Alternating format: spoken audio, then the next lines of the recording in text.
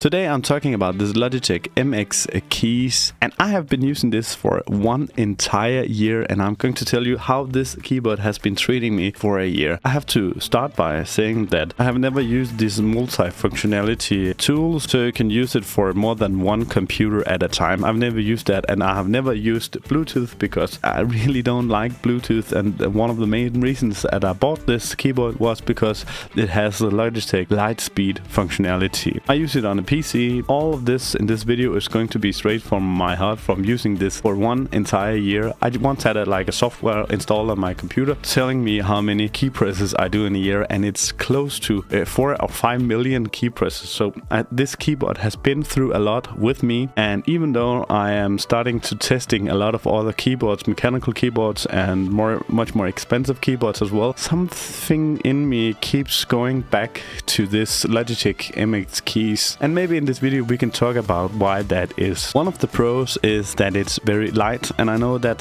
feels like a weird pro. It's not that heavy, but it's because I'm using this keyboard. Sometimes I'm taking this on my lap to use it, and sometimes I even take this keyboard down and sitting on the floor or some pillows down there, because sometimes I'm gaming with a gamepad on my computer and I want to use the keyboards from time to time, and it's nice that this is completely wireless and you can just take it away. And sometimes I even sit like this and do work with it on my lap, and it's just perfect for this kind of thing. I know it's weird. The second and the most important pro is the battery life on this. It's unbelievable. I don't know how they do it.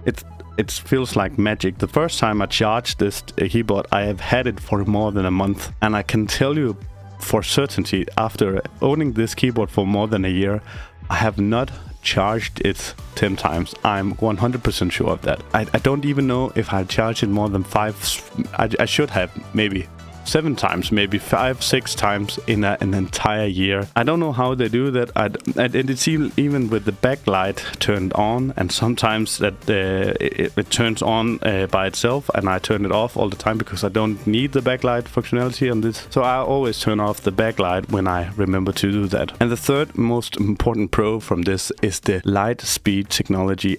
It's the main reason that I bought this keyboard at all. Is the Logitech Lightspeed. It's so fast. Wireless functionality. It's even faster than some wired keyboards are.